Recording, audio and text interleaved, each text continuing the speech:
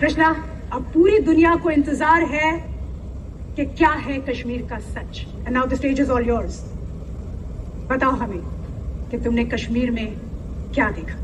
आजादी, आजादी, आजादी।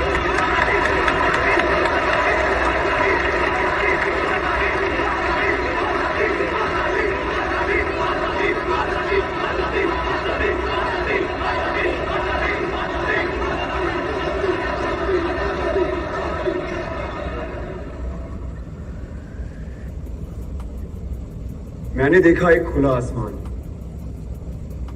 इस आसमान के नीचे हिमालय के खूबसूरत पर्वतों से घिरी एक जन्नत है और उस जन्नत में एक ऋषि आते हैं और वहां के एक पर्वत पर बैठकर सालों तपस्या करते हैं। तपस्या यानी रिसर्च। वो रिसर्च करते हैं ताकि उस जन्नत से ज्ञान की गंगा बह सके। उन ऋषि का नाम था ऋषि कश्यप और उन्हीं के नाम पर इस जन्नत का नाम रखा गया Kashmir. Good opening, very inclusive. फिर मैंने देखा शंकराचार्य केरला से पैदल चलते हुए कश्मीर पहुंचे। केरला से कश्मीर जी, उनके पास कोई पुष्पक विमान नहीं था, सो ही लिटरली वॉक्ड। और उन्होंने हिमालय की गोद में बैठकर सालों रिसर्च किया, क्योंकि फिलॉसफी पे वो जो रिसर्च कर रहे थे वो सिर्फ जन्नत में संभव थी, यानी कश्मीर में। जैसे हमारे यहां से best researchers, scientist, students higher education के लिए फॉरेन जाते हैं, उसी तरीके से भारत के कोने कोने से best of the minds Kashmir पहुंचे और अपने अपने स्पेशलाइजेशंस के पंडित बन गए। पंडित लाइक का पीएचडी। मैंने देखा अभिनव गुप्त और उत्पल देव फिलॉसफी पर रिसर्च कर रहे हैं, लोगाक्षी एस्ट्रोनॉमी पर। He was the first astronomer in the world. Charak और वाग्भट आयुर्वेद पर, Sushruta medical science, Panini grammar, Vateshvara trigonometry, Suyya hydraulic engineering, Chand Bhatt law, Kalidasa और Rudrata Sanskrit literature, Bhama aesthetics, Sharangdev musicology, Vasugupta और Somananda Advaita, Kalhand history, Vishnu Sharma moral science, Panchatantra उन्होंने लिखा। मैंने देखा राजा ललितादित्य के शौर्य और पराक्रम को, मैंने सुना ललेश्वरी के वाक को। ये जो फिल्में, टीवी, थिएटर, वेब सीरीज, यानी जो कुछ भी हम नेटफ्लिक्स पे देखते हैं, ड्रामा, इस ड्रामा की साइंस यानी नाट्य शास्त्र, जिसे 5वां वेद भी कहा गया है, उसे भरत मुनि ने कश्मीर में ही लिखा।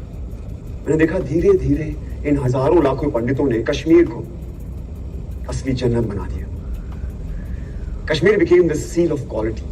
इसीलिए ग्रीक्स ने कहा था Kashmir is the cradle of civilisation.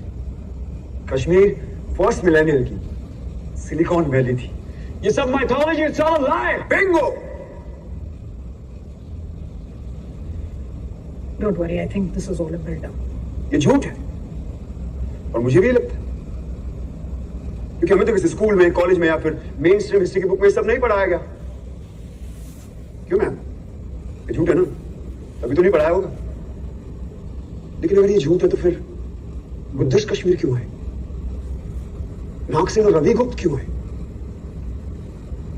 वो इसलिए आए क्योंकि Kashmir was the centre of knowledge. ये इन्फो वॉर, नॉलेज का वॉर आज का नहीं है, सदियों से चला आ रहा है। अगर ये झूठ होता तो 1300 में इस्लामिक टायरेंट्स कभी भी कश्मीर में इन्वेड नहीं करते। उन्होंने इसलिए इन्वेड किया क्योंकि उनको पता था कि Kashmir was the world centre of knowledge, और जिसका नॉलेज पे कब्जा वो पूरे वर्ल्ड पे रूल कर सकता। लेकिन एक प्रॉब्लम था, अब जमीन पे कब्जा कर सकते हो, लेकिन ऐसे इवॉल्व पंडितों के, आई मीन स्कॉलर्स के फ्री माइंड पे कैसे कब्जा करोगे? तो फिर शुरू हुआ एक नया सिलसिला। तलवारों और बंदूकों के जोर पर इन पंडितों को कन्वर्ट करने के लिए भेजे गए टायरेंट्स के सोल्जर्स, जो उन्हें जबरदस्ती कन्वर्ट करने लगे, और जो नहीं मानता था उन्हें पैर के तले रौंद दिया जाता था। और ये लोग वो थे जो खुद परसिक्यूट होकर कश्मीर आए थे और कश्मीरियों ने इन्हें पनाह दी थी। What kind of rubbish is this? ये रबिश नहीं, बल्कि एग्जैक्ट डिस्क्रिप्शन है शमसुद्दीन मोहम्मद इराकी की बायोग्राफी तोहफतुल अहबाब में। जानते हो इराकी कौन था? हाँ? इंडिया की टॉप मोस्ट यूनिवर्सिटी में पढ़ रहे हो लेकिन इराकी के बारे में नहीं पता। कैसे पता होगा? किसी ने पढ़ा है? हम सब हिटलर के बारे में जरूर जानते हैं। इराकी हिटलर से कई हजार गुना का एक इस्लामिक टायरेंट था जिसका मकसद था सिर्फ और सिर्फ काफिरों के मंदिरों और बुतों को नष्ट करना, उनके ट्रेडिशन रिचुअल्स को नस्ते नाबूद कर देना,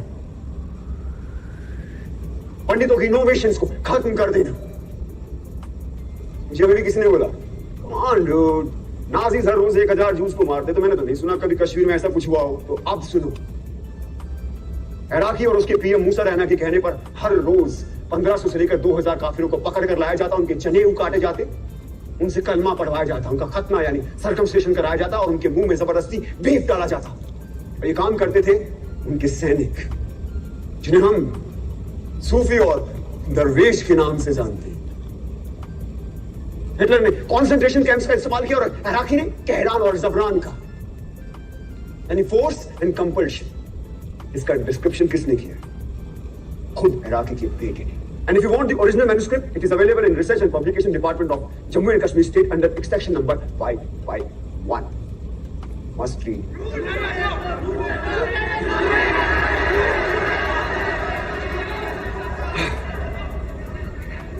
कश्मीर का सच इतना सच है कि हमें हमेशा झूठ ही लगता है।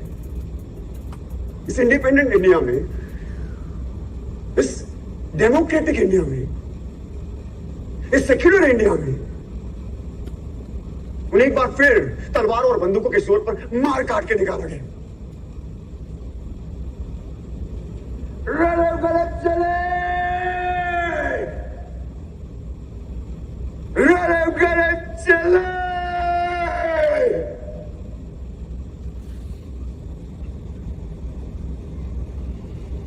इसका मतलब जानते हो क्या होता है? रैली मतलब करो, सलीम मतलब रन, कली मतलब डाई। अपना धर्म बदलो, भागो क्या मर जाओ। ये उनका 7th एक्सोडस था और इस बार मामूली एक्सोडस नहीं था, इस बार था जेनोसाइड। और कहानी यही खत्म नहीं हुई। उन लोगों का एक बार फिर जेनोसाइड हुआ, जो ना इराकी ने किया, ना टेररिस्ट ने किया और ना स्टेट ने। जो किया हमने और आपने, आपने आप सबने, जब हमने उन्हें अपने दिल और दिमाग दोनों से निकाल दिया। और ये सारी जेनोसाइड, ये सब झूठ है। There was no real genocide. We don't want your fake propaganda. Listen Krishna, जो तुमने देखा वो बताओ, ज्ञान मत पेलो। जो हमने पढ़ा नहीं वो हिस्ट्री नहीं, जो हमने देखा नहीं वो हुआ नहीं, तो कश्मीर में जेनोसाइड हुआ ही नहीं। और कोई सच बोले तो ज्ञान मत पेलो। Now he'll prove his own hypothesis wrong. I don't bet on ordinary horses. जिस नॉलेज के लिए कश्मीर क्रेडल ऑफ सिविलाइजेशन कहलाता था, कभी हमने उसने नेशनल हेरिटेज की तरह समझा ही नहीं। और आज ये भारत का नॉलेज सेंटर एक्सटेंड होता जा रहा है, हमें उसकी खबर भी नहीं। से शेम शेम शेम। हमने मरने वाले को क्यों मार दिया? क्यों मरने वाले सिर्फ कश्मीरी थे, ना कि भारतीय? 1990 में सिर्फ कश्मीरी हिंदुओं को नहीं मारा गया, बल्कि तमाम मॉडरेट मुस्लिमों को भी मार दिया। यही नहीं, सिख, बुद्धिस्ट, क्रिश्चियन, डोगरा, गुज्जर, दलित, जिसने भी टेररिज्म के खिलाफ आवाज उठाई उन्हें मार दिया गया। यहां तक कि कश्मीर की सोल तक को मार दिया गया। थिएटर, आर्ट, म्यूजिक, लिटरेचर सब बंद कर दिए गए। 1996 में सिनेमा हॉल खुला तो वहां गोलियां चला दी, पीपल डाइड। कितने टेम्पल्स को तोड़ा गया, उनको आग लगाई गई। क्या वो सिर्फ टेम्पल्स थे? क्या वो सिर्फ बुतों का घर थे? क्या वो भारत का फाइनेस्ट आर्किटेक्चर नहीं थे? क्या वो भारत के महान इतिहास का प्रतीक नहीं थे? क्या वो भारत का स्पिरिचुअल सेंटर नहीं थे? Indian architecture, Indian heritage centre, Indian spiritual centres को डिस्ट्रॉय कर देना क्या कल्चरल जेनोसाइड नहीं है? Stop this rhetoric. Top facts are shut up. बोलने दो उससे, मैं सुनना चाहता हूं। मैं भी बोलो कृष्णा। बोलो कृष्णा।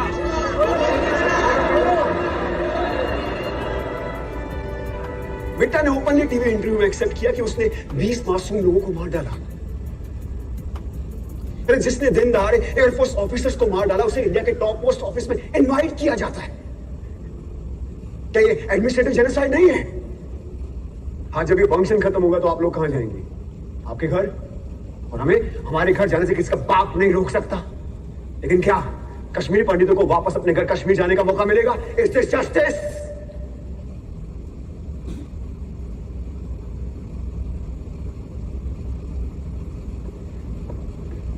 मैं तो एक स्टूडेंट हूं, सो कॉल्ड भारत का यूथ, द फ्यूचर। मैं दुनिया के बारे में ज्यादा जानता नहीं, लेकिन इतना जरूर जानता हूं कि जिस राष्ट्र में राइट टू जस्टिस नहीं, वो राष्ट्र कभी विश्वगुरु नहीं बन सकता। राधिका, प्रोफेसर राधिका मेनन, आपने एक बार मुझसे कहा था कि हर कहानी में एक विलन होता है। बिल्कुल होता है, लेकिन उससे बुरा विलन कोई नहीं जो एक बच्चे से उसकी मां को छीने। कहा जाता है कि जिस जमीन से आपकी जड़ें जुड़ी होती है ना, वो जमीन आपकी मां होती है। तो हाँ, है कश्मीर मेरी मां। मेरी मां का नाम शारदा था, ये उसकी कहानी है। मेरे भाई का नाम शिव था, ये उसकी कहानी है। तो ये कहानी सिर्फ मेरी मां की नहीं है, आप सबकी भी मां की है।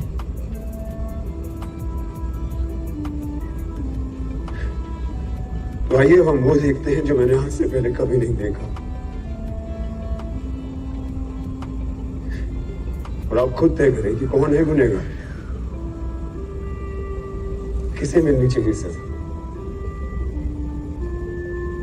और अंत में अपने दिल पर हाथ रखकर तय करें कि आप कैसे करेंगे इसका प्रायश्चित,